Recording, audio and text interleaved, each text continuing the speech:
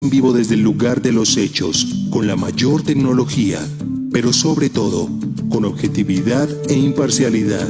Noticiero en redes. Honestamente, te informamos.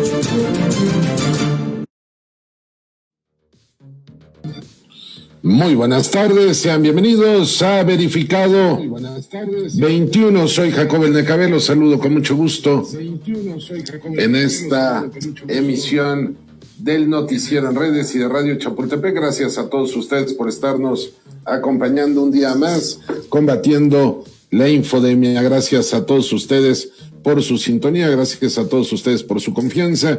Bienvenidos a esta emisión del 560 de AM. Saludos a la gente que está con nosotros tanto en Facebook como en YouTube en esta emisión. Gracias a todos por su confianza, gracias por estar un día más combatiendo la infodemia junto con nosotros. Permítanme informarles que Hans Salazar se encuentra enfermo tiene ahorita una complicación de salud. Le mandamos un fuerte abrazo.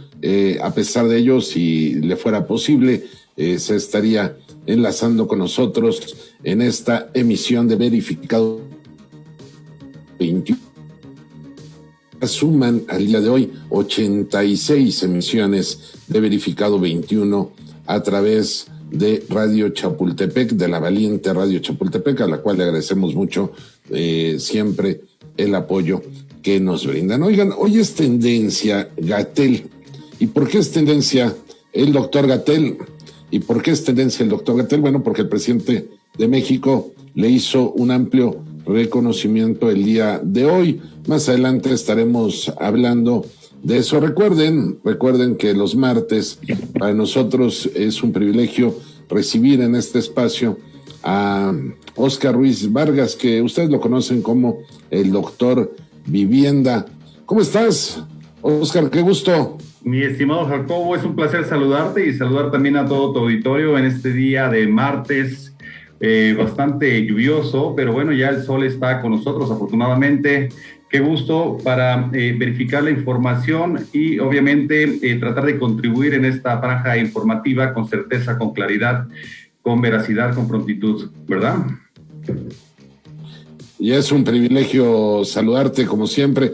Qué elegancia, estimado Óscar, como siempre te caracteriza esa elegancia. Pues mira, hoy hay muchos temas de qué hablar, Óscar, para...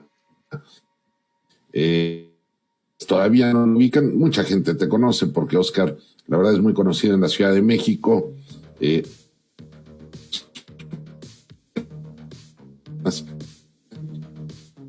Con vivienda, sino también con protección civil. Incluso recibió la medalla al mérito en materia de protección civil otorgada por el Congreso de la Ciudad de México. Entonces reitero, gracias Óscar por estar con nosotros en Verificado 21, como todos los martes, para hablar de estos temas. Oye, en los asuntos que tienen que ver con vivienda en la Ciudad de México.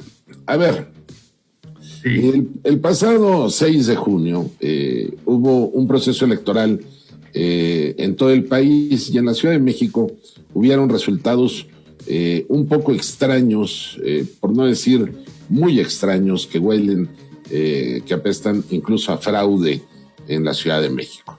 Óscar, el electorado tal vez desconoce, así quieren justificar algunos, pero tal vez desconoce todas las carencias que hay en vivienda, producto de malas administraciones, producto de acuerdos entre grupos empresariales y malas administraciones. Me refiero a alcaldías, por ejemplo. ¿Qué ha pasado con el tema del cártel inmobiliario al día de hoy en la Ciudad de México? ¿Y qué riesgos hay con esta reconfiguración que se da, por ejemplo, en Álvaro Obregón, en Miguel Hidalgo, de que vuelvan esas prácticas que tanto lesionaron a la Ciudad de México, Óscar? Mi estimado Jacobo, pues mira, es un tema relevante, sin duda muy importante. El proceso inmobiliario es un proceso necesario para cualquier ciudad del mundo, pero debe de ser un proceso ordenado de las grandes urbes, de las grandes ciudades, como acontece en todo el mundo. Si este proceso se lleva de manera ordenada, adecuada, de manera bien verificada, bien consensada con las comunidades vecinales de pueblos, barrios, colonias y comunidades habitacionales, puede generar un proceso bastante alentador para el desarrollo de la ciudad.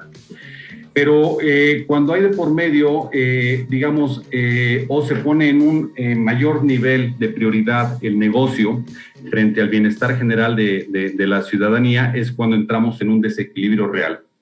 Porque el ver un beneficio económico únicamente para el sector inmobiliario o los grandes desarrolladores frente al sacrificio, obviamente, del espacio público, de los procesos de cohabitación de la ciudadanía, sacrificamos las vialidades, sacrificamos el derecho humano al agua, sacrificamos la protección civil, sacrificamos calidad de materiales, sacrificamos espacios de áreas verdes, es cuando realmente entramos en un conflicto para la vida, porque obviamente estarás de acuerdo conmigo que un inmueble es una parte patrimonial importante para cualquier persona, no nada más a corto plazo, sino a largo plazo.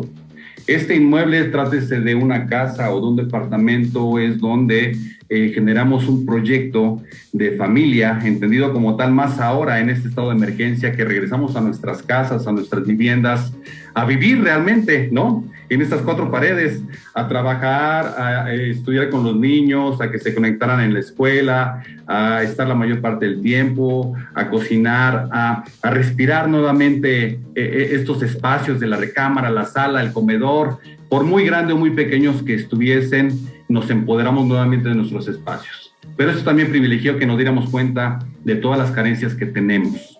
De a qué hora se va la luz en su caso, a qué hora se va el agua, de si efectivamente hay mucho ruido del tráfico, de la avenida colindante, si finalmente los cables de alta tensión que están al lado de mi vivienda me están generando un estrés adicional o una afectación a la salud, si finalmente el convivir permanentemente con los vecinos, aunque no sea de manera directa, pero esta resonancia entre los muros, ¿no? De ya calidades muy malas en los nuevos edificios, donde escuchas permanentemente lo que hacen todos los vecinos. Y esto genera un nivel de estrés y nos ayuda a entender realmente las necesidades y lo que estamos viviendo de nuestra vivienda, desde nuestra casa, porque muchas veces por la sinergia cotidiana, la mayor parte del tiempo la pasábamos tanto la mamá como el papá en la oficina, los hijos en la escuela, regresaban solamente un rato por la tarde, luego se iban a realizar alguna actividad, en la noche se dormían temprano, etcétera. Entonces no disfrutábamos este espacio, pero ahora volvemos a entender la necesidad y la importancia de la vivienda, las carencias de la vivienda, lo que requerimos en la vivienda, las afectaciones que tenemos en nuestra vivienda por el crecimiento irregular, desproporcionado, incontenible por parte de las autoridades en su momento, que son las encargadas de regular, de verificar estas construcciones.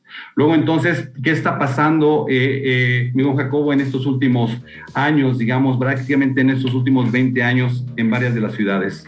Como ejemplo, te pongo la Ciudad de México, pues un terrible blanqueamiento, lo que llaman en otros latitudes la gentrificación, ¿verdad? Estas partes en donde las colonias de mucho arraigo, de mucho tiempo, en las zonas centrales, por ejemplo, se empieza a expulsar a la gente que había estado ahí de origen y que de repente va creciendo la ciudad y entonces van cazando estas ofertas, estas posibilidades, la gente va creciendo, llega a la tercera edad, de repente los hijos se van y entonces llegan las grandes constructoras, demuelen casas, 3, 4 o 5 o una cuadra completa o una manzana completa y construyen grandes edificios y se cambia la composición y el entorno social de la zona.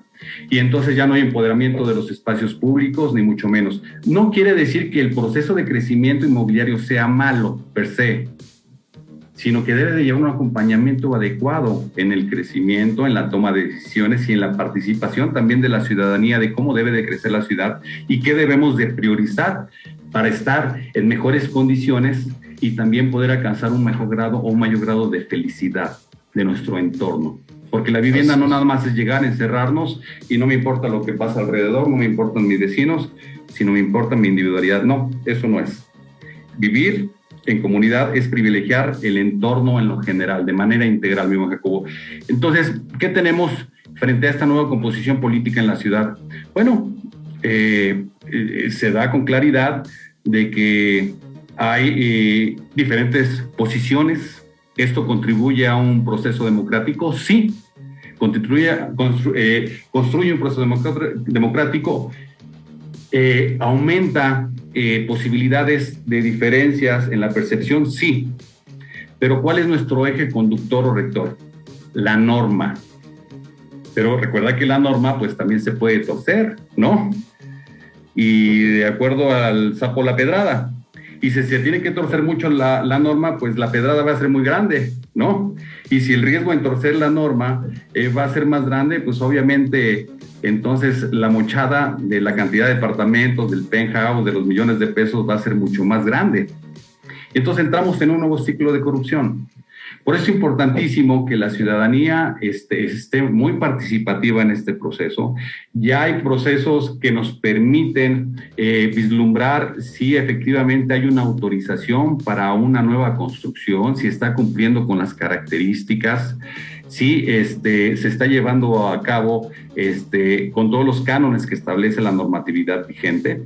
Y eso da cuenta de que la ciudadanía cada vez está mucho más conectada en este entorno de la gestión administrativa y del desarrollo inmobiliario.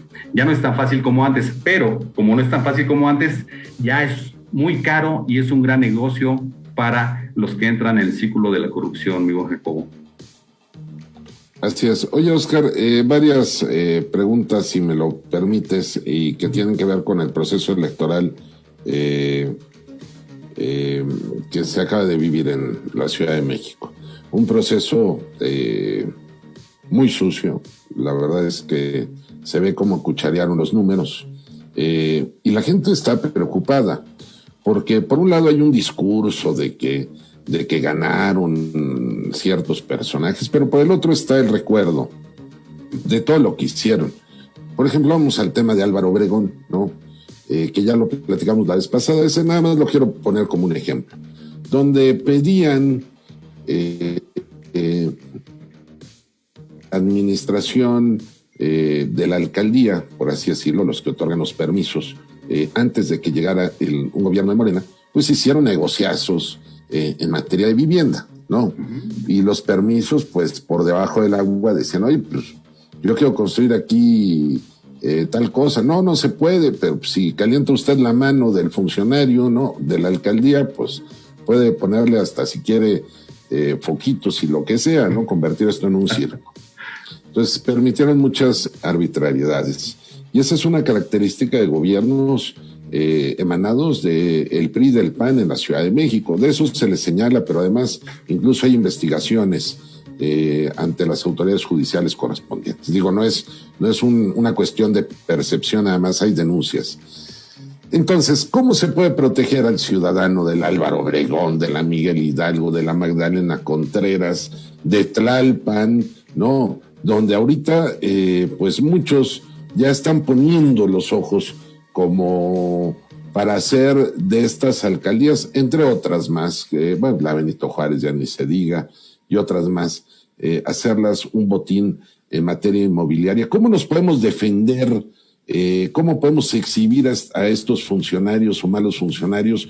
¿Cuáles son los procedimientos que establece la ley? ¿Y cuáles son las penalidades para aquellos que pidan moche o ciertos beneficios por dar permisos al margen de lo que establece, como tú señalabas, Oscar, la norma? Adelante. Pues mira, mi estimado Jacobo, en la legislatura que está por arrancar, por iniciar la segunda legislatura aquí en el Congreso de la Ciudad de México, tendrá que ser muy sagaz y privilegiar también el desarrollo de un plan general de desarrollo urbano para la ciudad. El plan con el que contamos actualmente, la verdad es que ya está completamente rebasado, ya ha sido superado desde hace varios años. Y hubo una intentona desde la legislatura pasada, la última de la Asamblea Legislativa, antes de que se constituyera Congreso de la Ciudad de México, antes era la Asamblea Legislativa, una intentona por dar un madruguete y autorizar un plan general de desarrollo urbano que no cubría las expectativas de la ciudadanía, ni un proceso democrático, y sí privilegiaba obviamente los grandes intereses de carácter económico, los grandes consorcios de construcción. Obviamente, sacrificando la ciudad y sacrificando el bien vivir de los que aquí habitamos en la ciudad. Ahora creo que se presenta una gran oportunidad en esta segunda legislatura que iniciará en unos meses, con una nueva reconformación, digamos, de los partidos políticos representados en el Congreso. Y creo que será un buen ejercicio, pero tomando en cuenta las voces de la comunidad, de los pueblos, de los barrios, de las unidades habitacionales, de los conjuntos condominales, para poder verificar qué tenemos que privilegiar. Actualmente, te pongo un ejemplo. Hay una figura muy vaciada que no me deja sorprender, y es, por ejemplo, la transferencia de potencialidades, ¿no? Es decir, si tú tienes una propiedad con un potencial, a lo mejor para construir un edificio de 8 niveles en algún punto geográfico de la ciudad, y de repente estás en la Miguel Hidalgo, donde el uso del suelo nada más te permite la construcción de 3 niveles. Bueno, esa transferencia de potencialidades es transferir esa potencialidad que tiene un predio en otro espacio geográfico a donde tiene un uso de suelo de menor niveles, un H3. Transfiero la potencialidad de este edificio a este terreno, y entonces ahí construyo un edificio de 8 niveles donde no hay autorización para construir esos 8 niveles. Pero como transferí las potencialidades, pues entonces ya no tengo bronca, ya no tengo problema. Así de torcidos están los esquemas urbanos, ¿no? Y de autorizaciones en la Ciudad de México. Entonces tenemos que levantar la voz y tener mucha claridad en cómo se tiene que interactuar. Habrá muchos ingenieros, arquitectos, desarrolladores, urbanistas que no estén de acuerdo conmigo, pero creo que llegó el momento de privilegiar un desarrollo sustentable, un desarrollo adecuado, un desarrollo feliz de una ciudad que ahora sí ya no esté a costa de las grandes inversiones y sacrificando el bienestar de la población. Estos famosos parques de bolsillo, por ejemplo, en la administración de Mancera eran una vacilada, ya han sido una vacilada, ya están en un espacio de abandono absoluto. Sí, perdón, ¿qué son esos parques de bolsillo? A ver, explícanos, por favor, porque...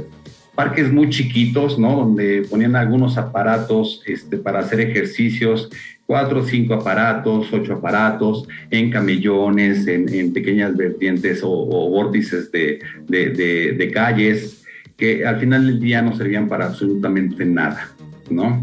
Y lo que era nada más un distractor para, obviamente, mientras por un lado autorizaban grandes proyectos y grandes construcciones sin tener las factibilidades, pues por este lado trataban de sembrar en las ciudades esos famosos parques de bolsillo, o la simulación en la recuperación de espacios públicos, pero mientras tanto se hacían grandes negocios con patrimonio inmobiliario de la Ciudad de México, por ejemplo, ¿no?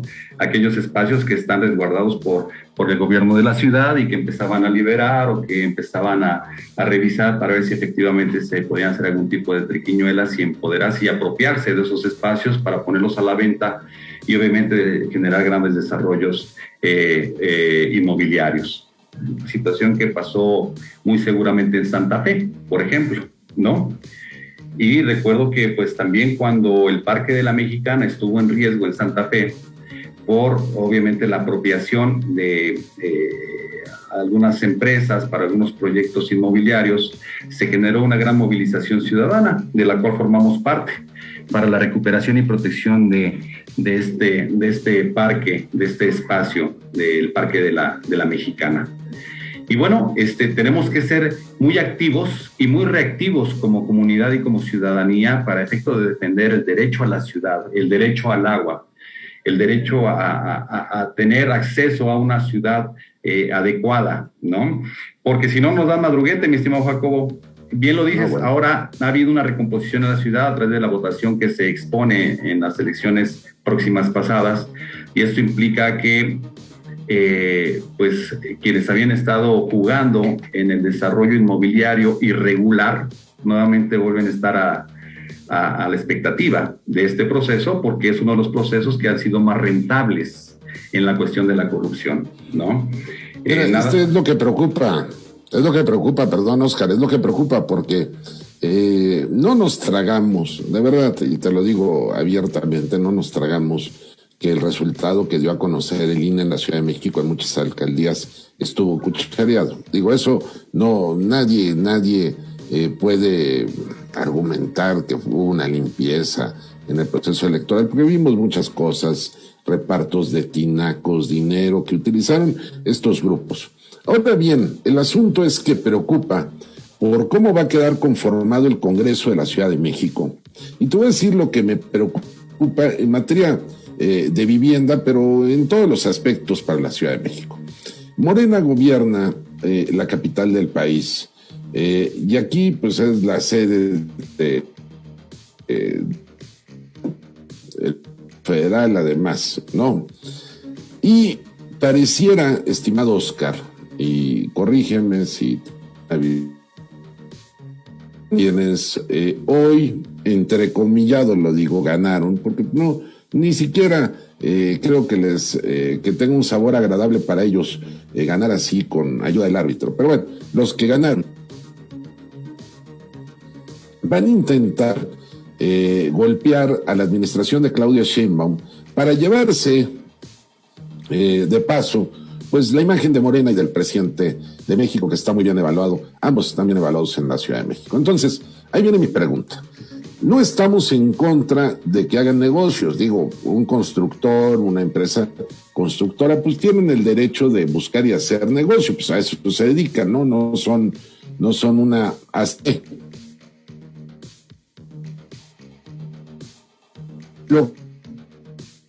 Es que se les pida dinero para poder hacer cosas, ¿no, Oscar? Lo que se cuestiona es la práctica ilegal de los funcionarios. ¿Quién tiene la culpa, Oscar? ¿Esos gobiernos como el de Mancera que simularon con los parques de bolsillo y otras tantas cosas más? ¿O las constructoras? ¿O la culpa es de los dos? Digo, porque si llega alguien y te pide un moche, un entre, pues mejor no se lo das y vas a invertir a otro lugar. ¿O tú qué opinas desde tu óptica como experto en la materia? Bien, el desarrollo inmobiliario es súper necesario para la vida cotidiana y económica y la revolvencia de los procesos en una ciudad, en una urbe importante, en todo el mundo.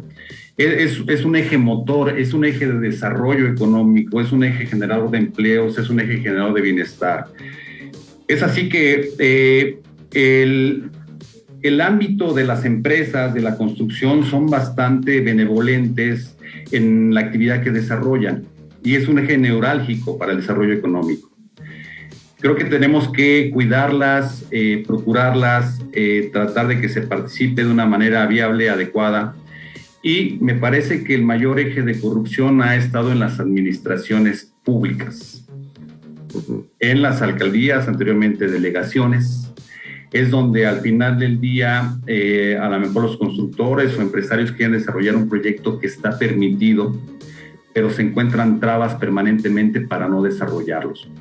Y es donde empiezan las triquiñuelas por parte de los funcionarios, de los servidores públicos, para decir no se puede, no se puede, no se puede, no se puede. Y esto eventualmente lleva a una confronta con este sector, y entonces tratan de generar y de desarrollar una posibilidad y potencializar obviamente su proyecto económico, y es donde empiezan a generar, a soltar recurso. Siempre la administración pública en este sector, que es el sector de desarrollo de vivienda, ha encontrado un espacio muy espeso, muy complicado para poder desarrollarse adecuadamente. Si siguiéramos, por una parte, el empresariado constructor o los inversores constructores al pie de la letra de la ley, creo que podríamos hacer cosas muy interesantes, pero el seguir al pie de la letra de la ley es relativo. Te digo por qué, Jacobo. Un ejemplo muy elemental. Tú tienes tu licencia de construcción en regla, tus papeles en regla, invertiste para que se llevaran los estudios de factibilidad, cumpliste con toda la norma, con todos los requisitos, empiezas a construir, llevas un mes construyendo, 2 meses construyendo, y de repente te llega una verificación de protección civil. Y de repente ven en un área que no es un área de restricción a un trabajador sin el sombrero de seguridad o sin el gorro o el casco de seguridad, y dicen, pues aquí hay una falta, ¿no? Vamos a clausurar.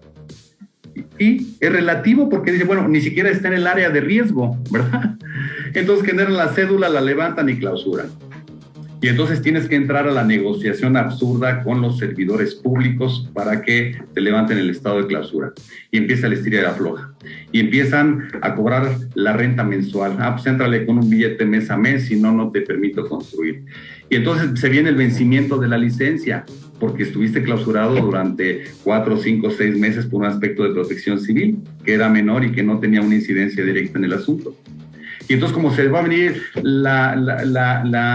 el vencimiento de la licencia, entonces te piden más recursos porque si no, no te la van a renovar. Entonces empiezan a generar una serie de situaciones en la cual, pues obviamente, el sector de la construcción se ve envuelto y no le queda a otra que participar, que entrar en este juego sucio. Por eso es importante que se limpie todo este proceso, pero que también los servidores públicos lleguen con otra mentalidad. Y para eso, esto va a ser muy difícil en algunas de las alcaldías actualmente. Nada más te voy a decir algo, algo que no se dice, y por eso yo quería aprovechar que nos dieras toda la explicación. Ahorita que algunos dicen que se dividió la Ciudad de México, hay una lectura que no se le ha dado. ¿Por qué enfocaron todas sus pilas en esas alcaldías del Poniente? Por un tema inmobiliario también, porque ahí está donde pueden hacer más billete. No es lo mismo, con todo el respeto que se merece, pero hacer un negocio en Santa Fe, ¿no? Poner un nuevo edificio en Santa Fe, que construirlo en Iztapalapa. Lo digo con respeto. Entonces, por eso algunos mafiosos que les gusta el billete fácil, le apostaron toda la maquinaria en el proceso electoral del 6 de junio pasado. Vamos a hacer una pausa, estimado Oscar. Claro. ¿Te puedes quedar con nosotros? Por supuesto, estimado Jacobo. Y está con muy tu interesante. auditorio. Claro. Muchas gracias, amigo. Pausa a través del 560 de AM, Radio Chapultepec, y de las plataformas digitales del Noticiero en Redes. Las elecciones de este año serán las más grandes en la historia del país. Necesitas estar bien informado. Verificado 21. Con el dinamismo de las redes sociales, con el alcance y poder de la radio combatiendo las noticias falsas, con un experimentado equipo. De lunes a viernes de 12 a 1 de la tarde, bajo la conducción de Jacobo El Necabé y Hans Salazar.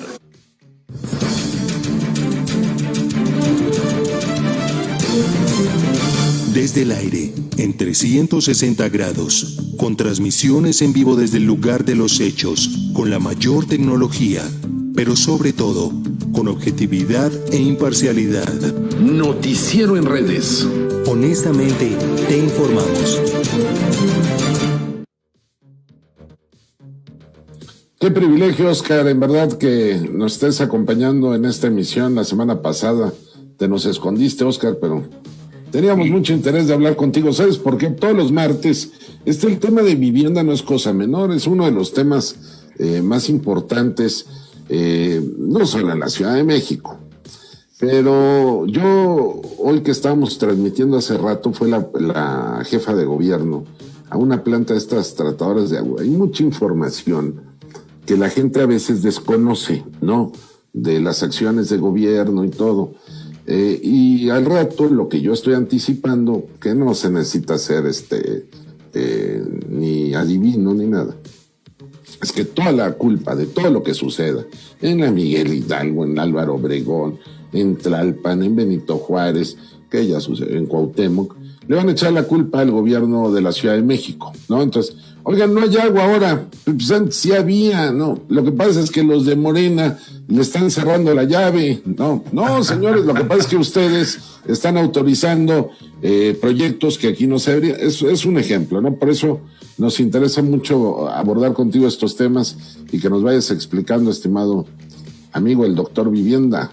Claro, mira, mi estimado Jacobo, yo te propongo que para el siguiente martes podamos platicar del tema del agua y obviamente la vivienda, porque es un tema exquisito y bastante amplio que me apasiona mucho, pero vamos a necesitar todo un programa completo para platicar del proceso. Nada más para como antesala, te digo que en la República Mexicana existen más de 2.500 organismos operadores de agua.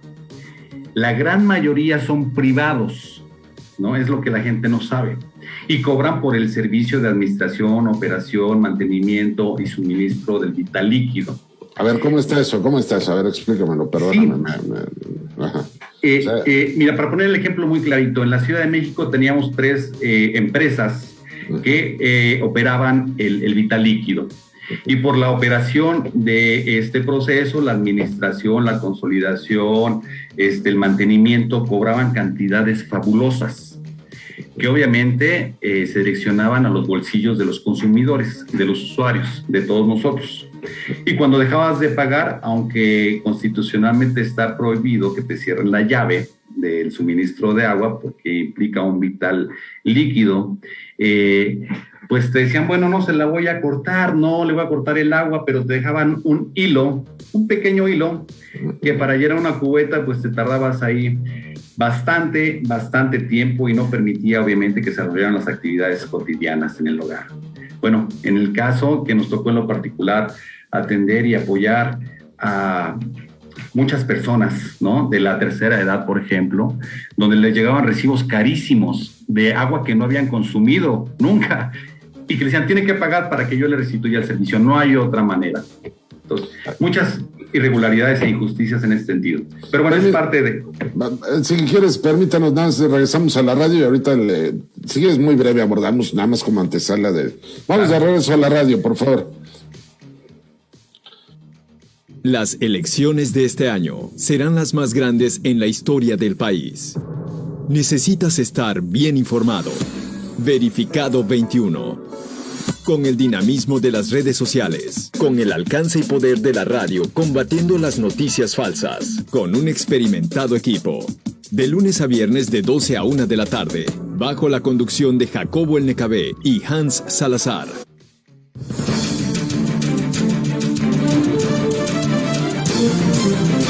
Desde el aire, en 360 grados, con transmisiones en vivo desde el lugar de los hechos, con la mayor tecnología, pero sobre todo, con objetividad e imparcialidad.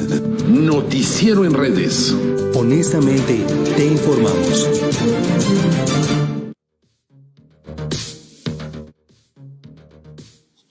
Gracias a ustedes que nos están acompañando. Estamos en vivo en este martes 15 de junio. Para mí es un privilegio platicar, pero sobre todo aprender de lo que comparte con nosotros el doctor Vivienda Óscar Ruiz Vargas. No es por presumirlo, pero incluso le dieron la medalla al mérito en materia de protección civil, el Congreso de la Ciudad de México.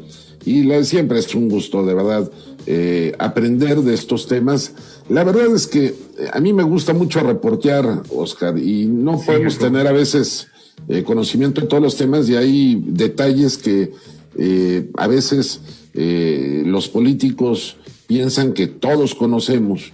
Yo, por ejemplo, ahorita que estábamos en la pausa en redes sociales, me comentabas, porque yo como soy abusivo, yo sí te quiero insistir mucho que el próximo martes podamos darle continuidad a los temas, y me decías de que el próximo martes podríamos abordar el asunto del agua. Y yo desconocía que en la Ciudad de México son 3 empresas, por así decirlo, estoy parafraseando, corrígeme por favor. No, sí, son 3 empresas justo. Ajá. Las que controlan la operación del agua en la capital del país, ¿no? Explícanos, por favor, esto, Óscar, y cómo está la situación en la materia. O sea, estas 3 empresas van a seguir, qué beneficio conlleva a la ciudadanía que sean particulares y no sea la propia ciudad. ¿Quién debería de tener el control de este asunto? A ver, Óscar, explícame, por favor, de manera breve, si me lo permites. Sí, intervienen en los esquemas de suministro, operación, mantenimiento, facturación y proceso de carácter administrativo. Son 3 empresas privadas y en ese sentido eso se carga directamente a los bolsillos de todos los usuarios de agua o todos los consumidores de este vital líquido. Luego entonces tenemos un mal servicio y un servicio muy caro para toda la población en la Ciudad de México. En algunas zonas geográficas de la ciudad hay mayores problemas de agua, más que en otros, obviamente. Se tiene que hacer un esfuerzo titánico por traer el agua de otros lugares y, bueno, hasta ahorita no tenemos la capacidad suficiente para poder, reusar el agua que consumimos cotidianamente. En ese sentido, mi estimado Jacobo, estas 3 empresas, a partir de este año, la administración de Claudia Sheinbaum, les están diciendo adiós. Cerramos la llave, no hay más contrato, no hay más ampliación de términos.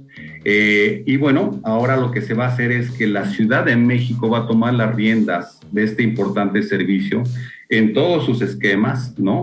La operación, el mantenimiento, el suministro, la facturación, el manejo de procesos administrativos, las reparaciones, etcétera.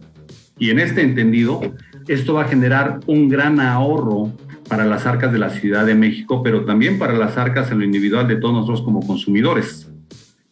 Esto es un impacto muy bueno, muy positivo, mi estimado Jacobo. Seguramente no se ha, manifestado o publicitado en muchos medios de comunicación, en la radio, en la televisión, porque para muchos grupos no es conveniente esta buena noticia, esta gran noticia. Pero déjame decirte que a nivel de la República Mexicana hay más de 2.500 organismos operadores de agua. La gran mayoría son privados. Y la gran mayoría presta un pésimo servicio y un servicio muy caro que pagan las presidencias municipales, ¿no? Del entorno territorial de la federación, y que son grandes negocios para muchas empresas, pero también para los que están en la administración en turno. Entonces, de este tema podemos platicar muy ampliamente en el siguiente programa. Yo te lo propongo el siguiente. Por favor. Para que el auditorio esté a la expectativa y platicar muchos de los proyectos que también son benevolentes para el medio ambiente, como la cuestión de cosecha de agua, el cuidado del agua, el reciclaje del agua, ¿no? De qué manera podemos contribuir justamente al medio ambiente desde nuestros departamentos, casas, colonias, pueblos, unidades habitacionales, etcétera.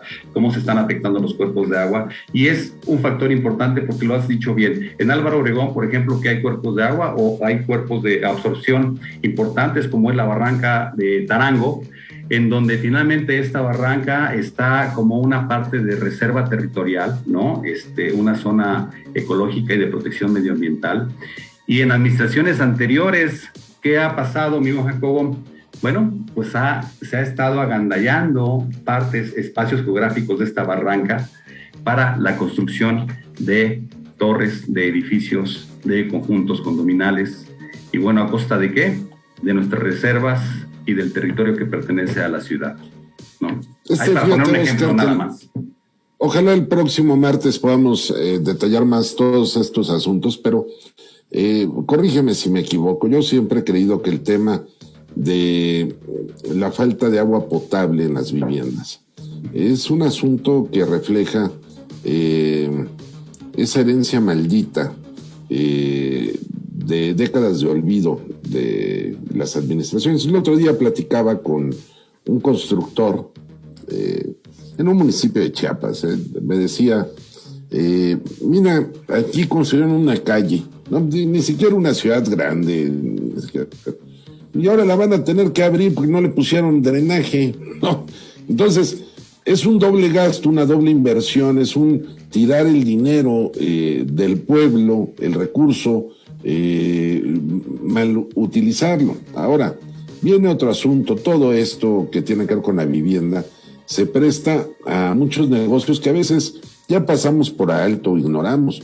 Pero el de las pipas, mira, no quiero reiterar el tema de la Magdalena Contreras, la Cuauhtémoc o alguna en específico. Pero ya ves que está el medidor de agua y tiene pues un pequeño indicador de que va llegando el agua. No sé cómo se le llama técnicamente a esa perilla, o a un relojito ahí que se va moviendo. Sí. Nada más es el marcador, ¿no? Un marcador. Para la gente que nos está escuchando en radio, lo ubican perfectamente, ¿no? Que se va moviendo. Pues hay lugares donde no se mueve en la semana nada, ¿no? Y cuando se mueve hasta le quieres hasta soplar para ver si camina más rápido, porque no llega el agua. Pero lo que sí hay es la posibilidad de que contrates una pipa. Y las pipas, estimado Oscar, para quienes viven en una vivienda pequeña, pues no van, porque la pipa dice, no, pues mi capacidad es tremenda para un edificio completo prácticamente, y si vives en una vivienda pues pequeña, pues ya no llega, ¿no? Ese es un problema que se vive. Pero todo esto te lo comento porque es la falta de responsabilidad de muchas administraciones. Y yo creo que ahí el gobierno federal, los gobiernos del pasado, promovieron esto, porque no se explica de otra forma.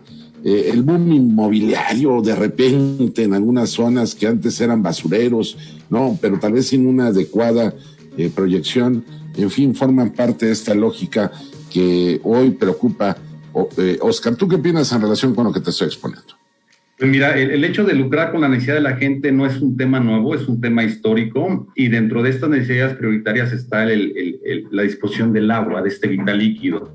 Por ello es que han visto algunas administraciones como un extraordinario vórtice a través del cual pueden generar capital político y capital económico también, generando mafias obviamente de control y de manejo del agua en la Ciudad de México.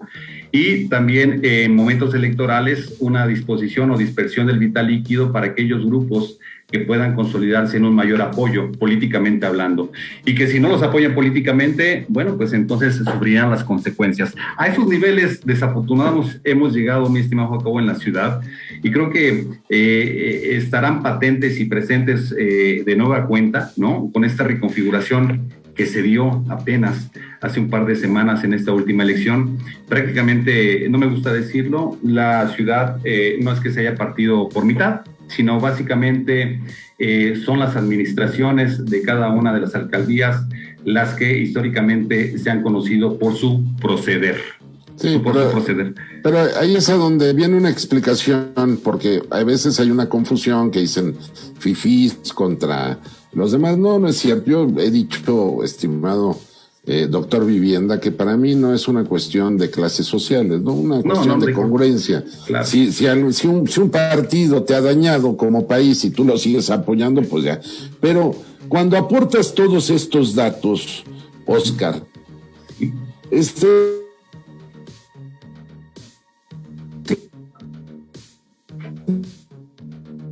resulta tanto interés en Coajimalpa porque regresen los mismos de antes. No lo creo. Lo que pasa es que ahí es donde pueden hacer negocio. Miguel Hidalgo es donde pueden hacer negocio. Álvaro Obregón, no. Has hecho un comentario muy interesante, ¿no? La zona poniente de la ciudad es la que tiene un mayor valor en el suelo, ¿no?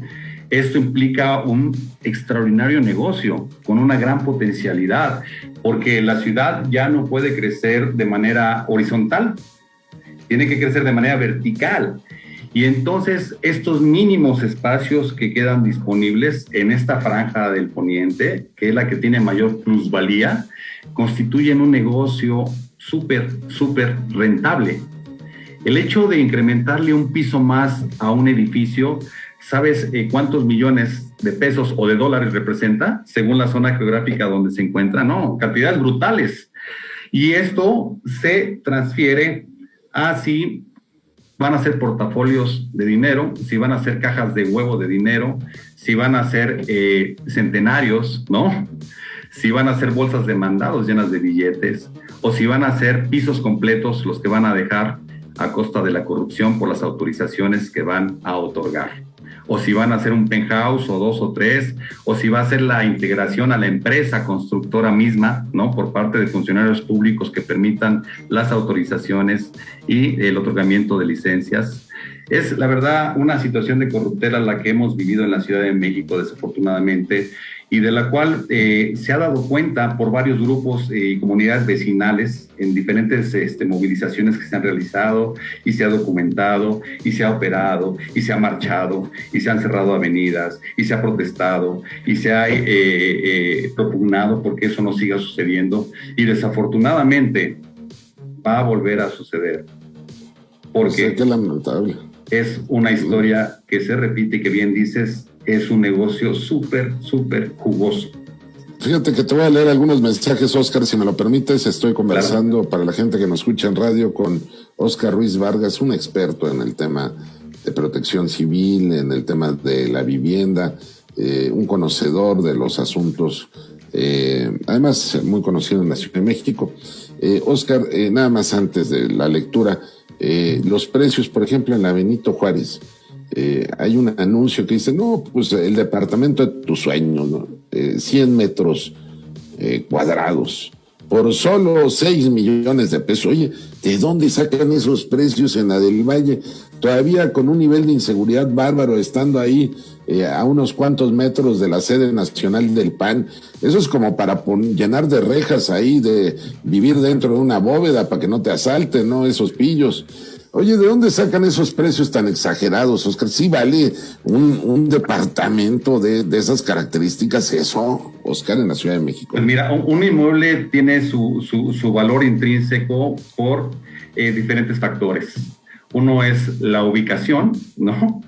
Otro es la cercanía con espacios comerciales, laborales, hospitales, escuelas, la conectividad con vías primarias, con transporte público, la seguridad de la zona, la calidad de los servicios que recibe, el inmueble, la distribución, las calidades de los materiales empleados.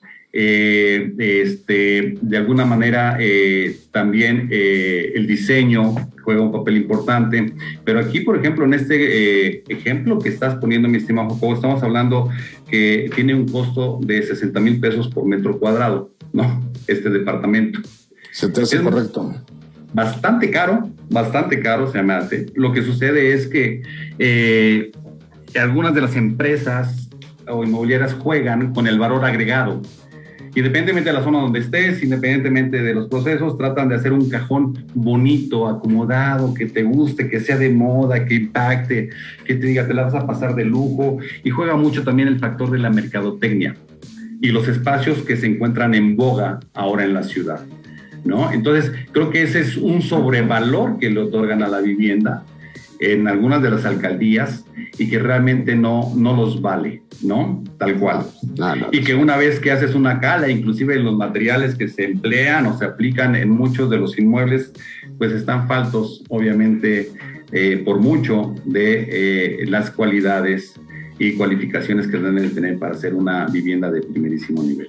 Sí, mira, yo creo que esto que explicas, estimado doctor Vivienda, discúlpame que te interrumpí, pero a mí se me hacen montos irreales, digo, la clase trabajadora, porque con toda honestidad, digo, y con todo el respeto del mundo, la Colonia del Valle no es la de mayor plusvalía de la Ciudad de México, ¿no? Y si esos precios tienen ahí, pues no me quiero imaginar Polanco, otros lugares, bueno, no sé, ya mi conocimiento de esas zonas tan adineradas no llega tanto. Te voy a leer unos comentarios, Oscar, si me lo permites, antes de despedir. Dice Yola Barón, es verdad, la unidad Parque San Antonio se construyó en lo que era el área verde de la unidad Torre San Antonio. Y cuando demostré con las torres de luz del terreno, las cambiaron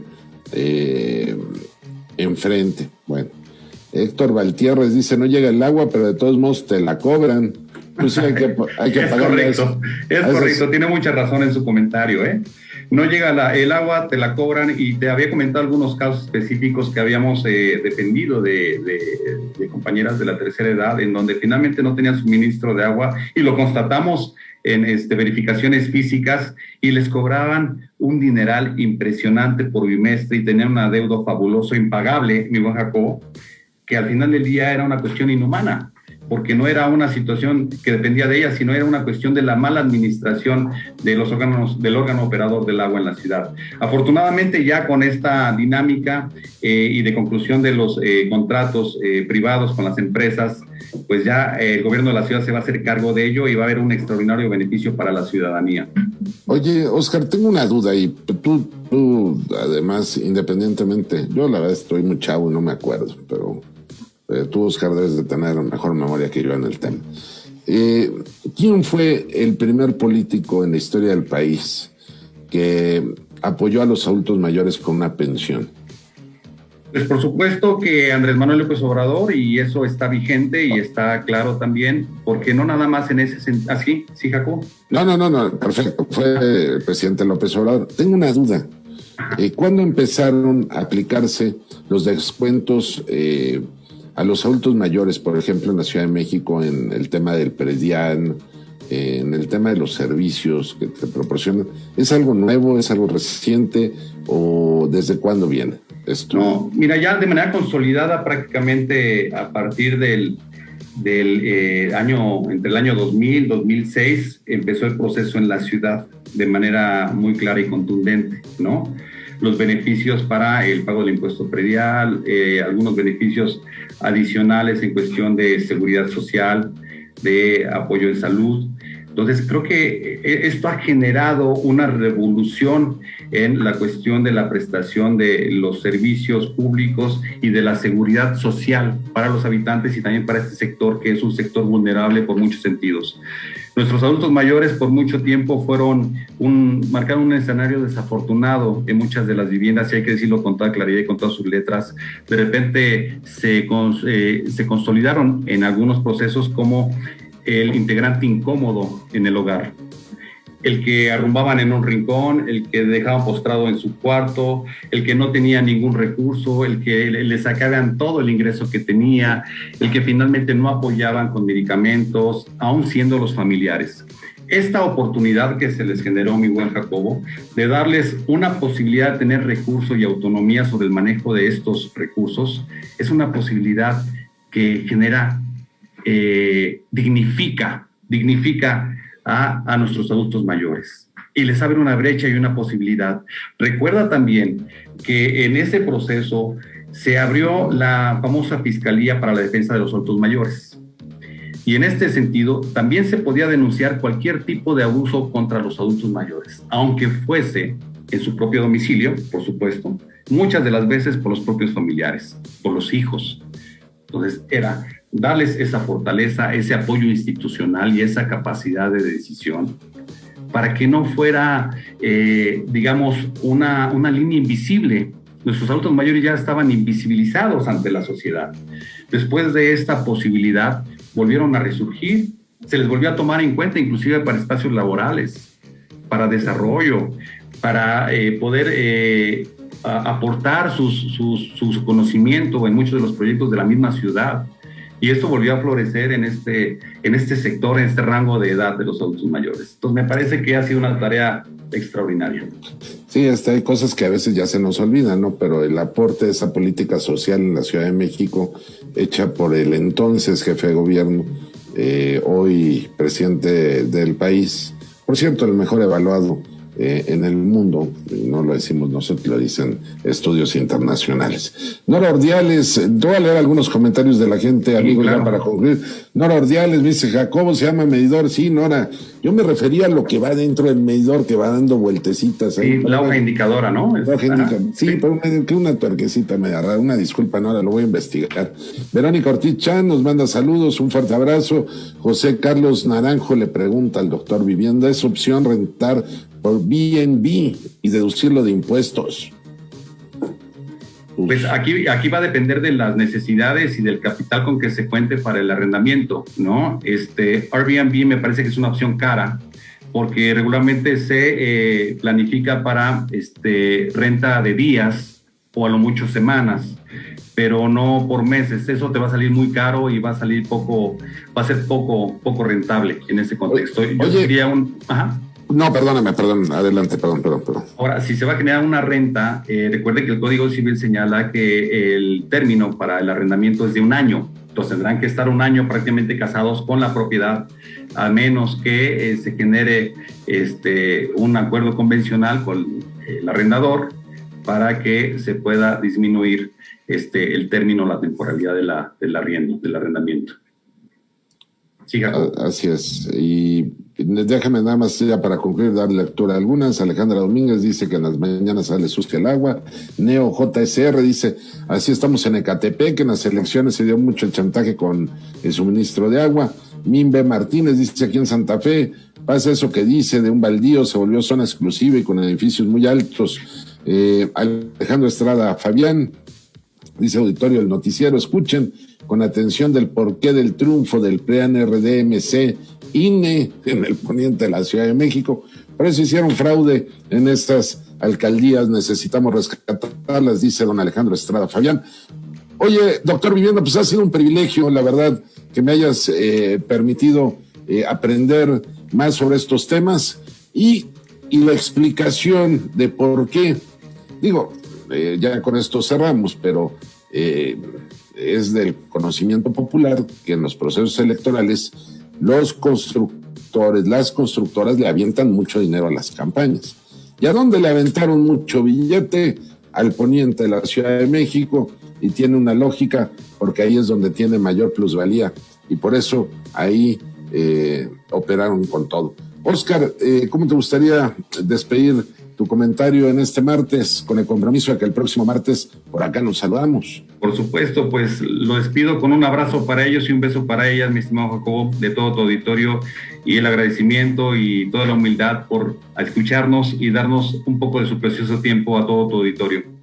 Muchas gracias, amigo, al doctor Vivienda, muchas gracias, es un privilegio haber escuchado a Oscar Ruiz Vargas, a nombre del equipo que hace Verificado 21, y hoy con la ausencia de Hans, que se encuentra un poco delicado de salud, digo, nada grave, que no supere un guerrero como Hans.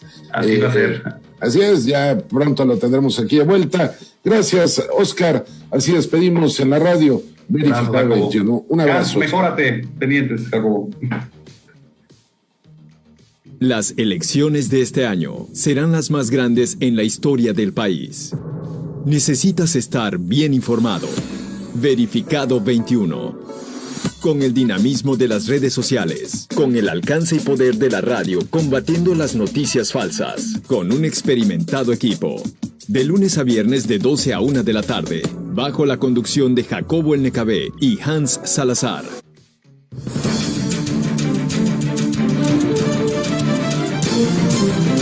Desde el aire, en 360 grados, con transmisiones en vivo desde el lugar de los hechos, con la mayor tecnología, pero sobre todo, con objetividad e imparcialidad. Noticiero en redes. Honestamente, te informamos. Qué privilegio, Oscar, de verdad, gracias por todos los comentarios y además por toda la información, es un privilegio, pero además me ayuda mucho a conocer de estos temas que son de mucho interés, los asuntos de la plusvalía y todo el tema de la vivienda en la Ciudad de México. Reitero, solo se entienden esos altos precios, producto de muchos moches y de mucha complicidad y de mucha corrupción, ¿no? Imagínate nada más la gran diferencia, mi estimado Jacobo, si una vivienda de interés social está en promedio en los 500,000 pesos contra un departamento de 100 metros cuadrados que está en 6 millones de pesos. Le caben pues prácticamente 12 viviendas de interés social a ese departamento de 6 millones de pesos. No, te voy a poner un ejemplo. Veracruz, Boca del Río. Ajá. Hay terrenos en Boca del Río pegados al mar. En 2,500 pesos el metro cuadrado. Contra 60,000. Digo, ahí lo único que tienen en común es que los dos son gobernados por pitufos, no por panistas. Pero no, pues por lo menos en Boca del Río pues, puedes ver el mar, ¿no? Pero aquí te asomas y ves la sede nacional del PAN, imagínate qué miedo, ¿no? Pues la casa embrujada. O sea, ¿qué opinas, Oscar? Oye, pues opino que para poner un ejemplo, cerrar con botón y con broche de oro el programa, ¿qué te parece ese sueldo que percibía David Penchina, el ex titular de Infonavit en la administración pasada, con un sueldo de casi 500,000 pesos al mes? Es decir, casi cada mes le alcanzaba para comprar una vivienda de interés social de Infonavit. Con todo y todo eran 700, Oscar. Sí, claro. Ya con 700 al mes. Pero platique con alguien del tema de David Penchina. Te lo voy a compartir. Digo, tú tienes más. No, fue una plática de café, no es a pensar, pero esta persona me escuchó un día decirle al Angelito Penchina que se embolsaba 700,000 pesos. No fue el único, porque también el que le fue muy bien fue a Murat de Oaxaca, que ocupó el mismo puesto, porque el negociazo ahí, 700, 500,000 pesos al mes. Fue su sucesor, de hecho, ¿verdad? Sí, no, pues, ni el que hizo la vacuna contra el COVID, no, ni los científicos ganaron eso, yo creo. Pero bueno, sí. Aquí nada más viene un punto. Penchina también estuvo involucrado en el tema de la operación de la reforma energética. Claro. Y es uno de los que parecen ahí, están muy calladitos. Muy calladitos. La realidad es que se sirvieron con la cuchara grande, Óscar. Absolutamente. Imagínate el Infonavit, ojalá y después con calma nos puedas explicar, porque Sí. hay muchas dudas del tema del Infonavit, de verdad. Y platicamos también en un siguiente programa de la devolución de los 2,000 millones de pesos, ¿no? ¿Te acuerdas? Que fue el primer anuncio precisamente para recuperar al pueblo lo robado en la mañanera, en la presidencia. Sí, cómo no.